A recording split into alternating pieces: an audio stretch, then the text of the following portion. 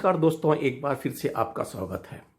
Friends, जैसा कि आपको पता है कि 11 बाईपार्टाइट सेटलमेंट का जो भी एरियर ऑफ सैलरी और रिवाइज सैलरी आप हमारे जो सर्विंग एम्प्लॉय हैं उनको मिलना शुरू हो गया है और मोस्ट ऑफ द बैंक ने इसको पेमेंट कर दिया है। एरियर ऑफ सैलरी पेमेंट कर दिया है और कुछ बैंकों ने न्यू सैलरी भी पेमेंट कर दिया है और मोस्ट प्रॉब्ली सारे बैंक इस प्रक्रिया को जनवरी 31 जनवरी तक पूरा कर लेंगे। लेकिन अभी रिटायर्ड एम्प्लॉइज का ना कोई एरियर मिला है, ना उनका पेंशन रिवाइज हुआ है। उसके पीछे दो मुख्य कारण हैं, क्योंकि जो हमारे रिटायर्ड एम्प्लॉइज 1 नवंबर 17 से लेकर और लेट 20 तक रिटायर्ड हुए हैं, उनका स्टेग्नेशन इंक्रीमेंट और एक मुख्य बात है इंक्रीमेंटल कम्यूटेशन। इसके बारे में अभी पूरी तरह से फाइनल नहीं हो पाया है कि कैसे पेमेंट किया जाएगा और कुछ बैंक स्टेग्नेशन इंक्रीमेंट के लिए इंफॉर्मेशन कलेक्ट कर रहे हैं और कुछ बैंक इंक्रीमेंटल कम्यूटेशन के बारे में इंफॉर्मेशन कलेक्ट कर रहे हैं। जैसा कि आपको याद होगा कि मैंने पिछले 2-3 रिसेंट वीडियो में एक बताया था कि इंक्रीमेंटल कम्यूटेशन के लिए आपको ऑप्शन देना होगा और इसके लिए यूको बैंक ने अपने यहाँ एक सर्कुलर जारी करके इस बारे में 15/1/21 लास्ट डेट रखा था कि जिन लोगों को इंक्रीमेंटल कम्यूटेशन ऑप्ट करना है वो इस फॉर्मेट को भर के उनके सिस्टम पे अपलोड कर दें। सेम उसी तरह से कैनरा बैंक ने भी 6 जनवरी को ये जारी करके एक परिपत्र जारी करके बताया है, एक गाइडलाइंस जारी किया है कि जिन लोगों को इंक्रीमेंटल कम्यूटेशन ऑफर करना है वो यस और नो करके सिस्टम पे अपलोड करें ताकि आगे की प्रक्रिया शुरू की जा सके। तो फ्रेंड्स, रिटायरमेंट के बाद जो बेनिफिट मिलना है, यानी कि हमारे रिटायरीज को जो एरियर ऑफ मिलना है या जो पेंशन रिवाइज होना है, उसके लिए इसी कारण से डिले हो रहा है।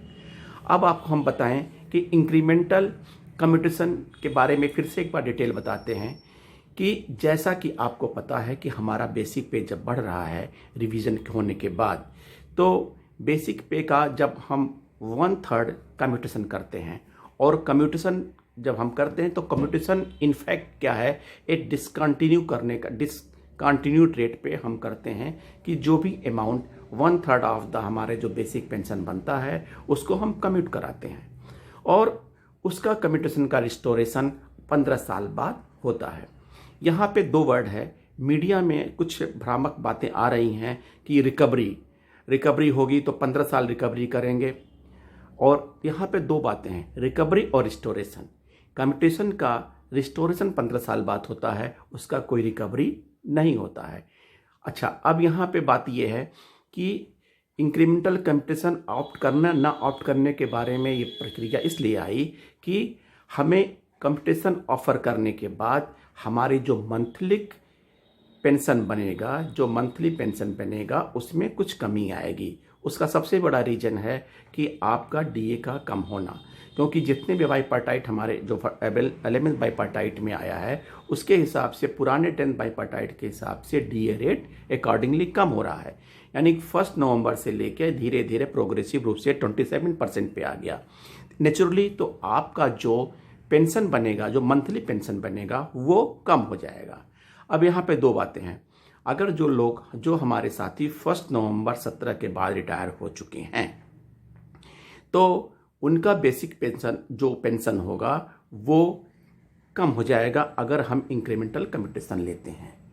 लेकिन अब इसीलिए बैंक इसको ऑप्शन मांग रही है कि अगर आपका जब मंथली पेंशन कम होगा तो आपको ये पता होना चाहिए कि आपको उस जो बेसिक पेंशन आपका बन रहा है उसका 1/3 कम्यूट करा दिया गया।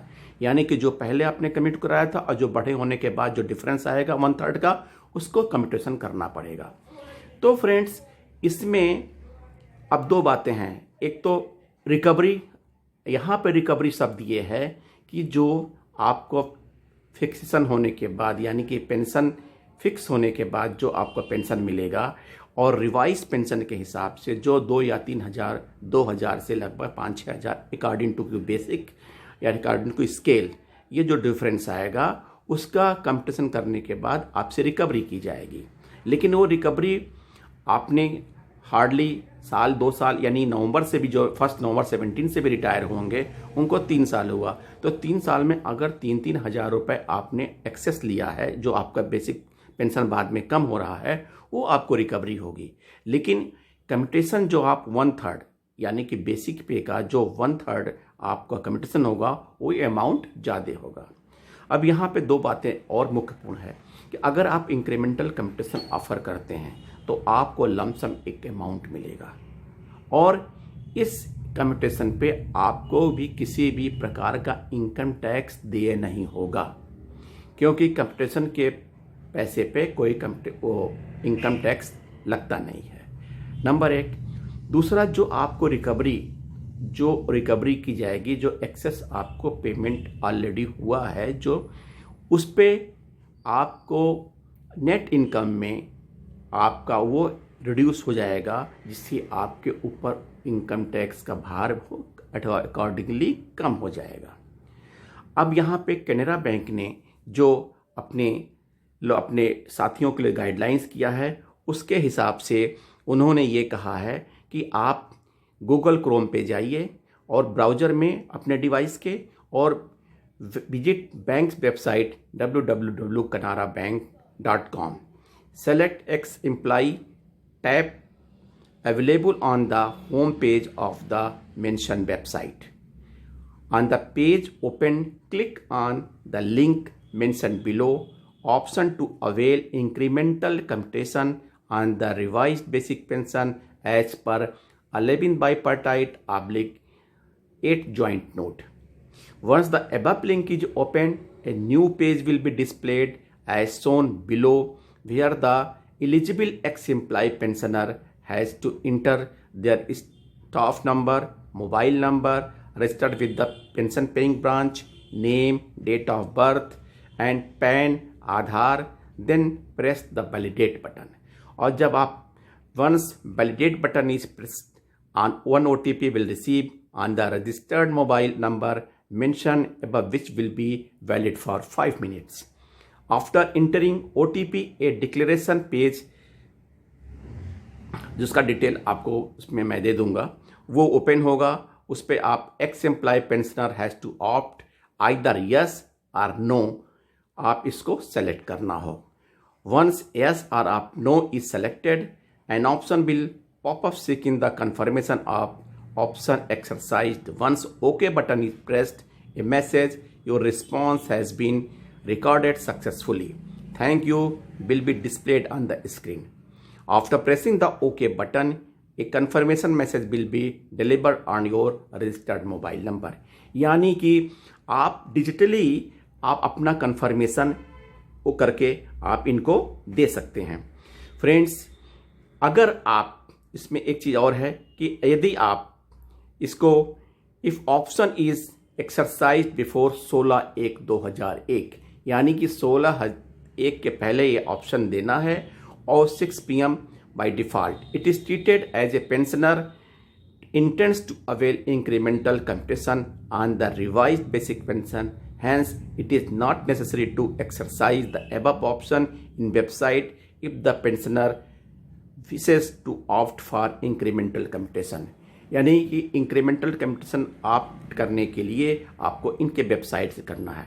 हमारे रिटायरी साथी से रिक्वेस्ट ये है कि आप अपने कंसर्न बैंक के पेंशन पेइंग ब्रांच से अथवा रीजनल ऑफिस से अथवा अदर एडमिनिस्ट्रेटिव ऑफिस से इस बारे में ज़रूर पता कर लें कि उनके यहाँ क्या विधि हो रही है। जैसा कि यूको बैंक और कैनरा बैंक ने ऑलरेडी अपने गाइडलाइंस जारी कर दिए हैं, इसी तरह से और अन्य बैंक भी इसको गाइडलाइंस दे रहे हैं। आप अपने कंसर्न बैंक से पता कर लें ताकि आपको जो भी ऑप्शन देना हो वो ऑप्शन दे के जल्द से जल्द दें, ताकि ये सारे काम पूरा होने के बाद स्टेशन इंक्रीमेंटल कम्यूटेशन का ऑफर, इन दोनों के बाद आपका पेंशन यानी कि पेंशन रिवाइज होगा और साथ में आपको कम्यूटेशन अमाउंट आपके अकाउंट में क्रेडिट होगा। ये कार्य आप जल्दी से जल्दी पूरा कर लीजिए ताकि बैंक को सहूलियत हो कि आपको जल्द से जल्द एरियर और रिवाइज पेंशन देना शुरू कर दे। Thank you friends, it is only for the our retired employees friends. Thank you. अपना ध्यान रखिए, स्वस्थ रहिए और जल्द से जल्द ये अमाउंट लेने की कोशिश करिए। Thank you friends.